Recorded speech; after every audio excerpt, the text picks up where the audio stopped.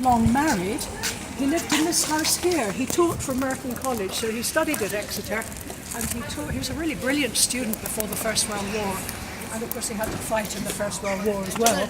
And then when he began teaching English at Oxford, he lived in this little house here because this belongs to Merton College. Whom you were talking of? Tolkien, Okay. J.R.R. Tolkien. And he began writing The Hobbit when he was correcting exam papers. And he got a little bit bored. His mind began to wander. I'm sure you get the feeling. His mind began to wander. He started What on the am I back of doing his here? I have to do something else. Why am I correcting paper? I will write a book. So he was more interested in creative writing, Yes, than in creating his own than Writing. criticizing others. Yes. Well, maybe, yes. Well, I can imagine sometimes it just gets a bit boring. So this is where students do exams. So most students will do their university exams here. You have exams at the end of your first year, sometimes only at the end of your second term, it depends on the subject, but at the end of your first year. And if you fail, you can do them again, but you have to do them again quickly.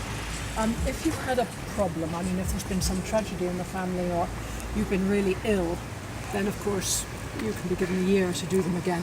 But if you've been a bit lazy or you've just played too much sport or wasted time or got drunk, tough, you have to do them again in a few weeks. And if you fail a second time, you're out.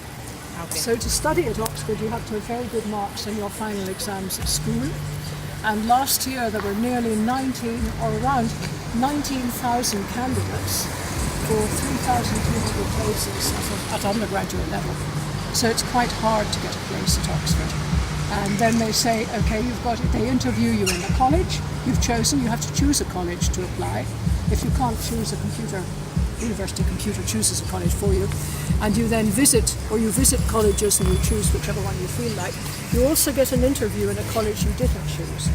And then they interview you, they say, okay, you've got a place, or they might say, I'm sorry, you haven't got a place. But they say you've got a place, but now you have to have very good marks in your final exams at school. But one has to be a bit careful with that because there are quite a number of countries in the world where the level, for various reasons, of what you do at the age of 18 isn't necessarily high enough. And sometimes it's quite surprising which countries those are, and it can be for various reasons. So Western Europe is generally okay. But at any rate, most of the undergraduates, as I say, something like 87%, 86% are British anyway. Postgraduates, it's different. You apply to the university, and the university suggests a college for you. You could also try saying, I'd like to go to Exeter, not St John's, but it doesn't matter so much for postgraduates. They're often married. They might live in college accommodation, but not so much in the college itself, because if they're married, they can't live in college anyway. The only married person who actually lives in the college is the head of the college normally, actually living in there.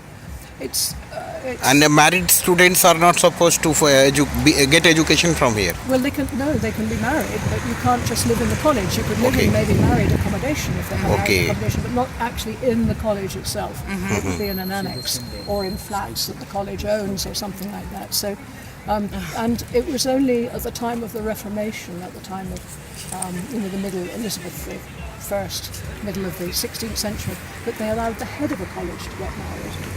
But only the head of the college. So that's why Alice grew up in Christchurch, where her father was head of the college. Lewis Carroll was just a teacher. He couldn't be married. I don't think he was a marrying type myself, but so this is where students do exams. All of them do exams. People doing science, or in fact a lot of people doing science now do them in a suburb of Oxford called Summertown, because there are better places for doing science. But this is 19th century, very elegant building inside. I mean, it's really beautiful, but most people when they're doing exams aren't admiring the architecture of the building.